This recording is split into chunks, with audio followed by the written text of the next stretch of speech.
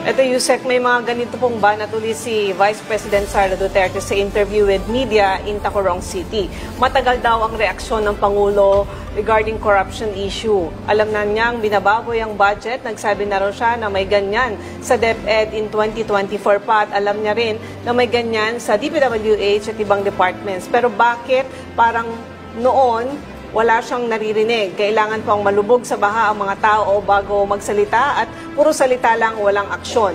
Duda si VP Sara sa sinseridad ng mga ginagawa ng Pangulo regarding flood control investigation. Alam niyang involved dito si Zaldico at Martin Romualdez. Bakit pinaalis ng bansa si Co at bakit pinag-resign si Romualdez? Involved ang OP sa pagkidnap kay FPRRD. Bakit hindi nila ipakidnap si Zaldico mula sa Amerika? Ano pong take ninyo dito? Unang-una, dapat hindi maging mapagpanggap at hindi dapat nagmamalinis. Tandaan natin ang Pangulo, siya ang nagsimula ng pag-iimbestiga na ito.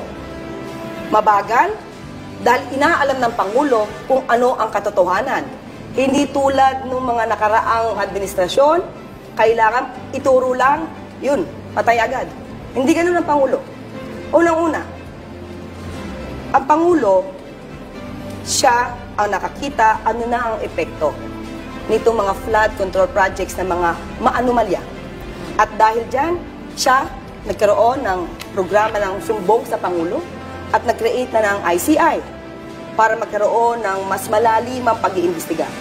So tanong natin, noong nakaraang administrasyon ba, may naganap bang ganitong klaseng pag-iimbestiga? Anong sabi sa 2021 SONA? If you do not want corruption, let's close the government. Hopeless noong nakaraang administrasyon.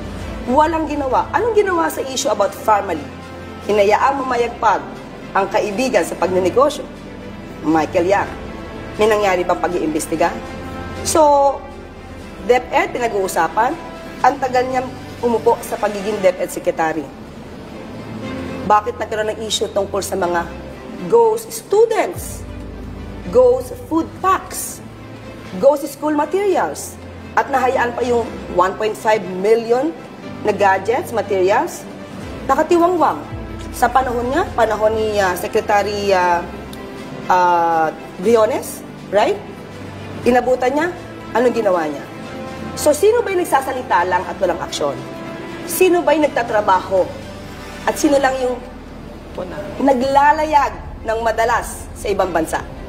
Na wala tayo nakikita anumang report or anumang epekto, benefits from that personal trips. Pangalawa, sabi niya, nakita ko dito, ipakidnap si Zaldico. Unang-una, sabi niya, ba't hinayaan magbiyahe? Dapat alam niya, bilang vice-presidente, na ang pagbabiyahe ng mga mabatas, hindi sakop ng Pangulo. Ang nagbibigay ng travel authority niya, yung head nila. So, House Speaker or Senate President, depende. Hindi yan sakop ng Pangulo, dapat alam niya yan. Pangalawa, hahayaang magbiyahe, wala namang whole departure order para pigilan.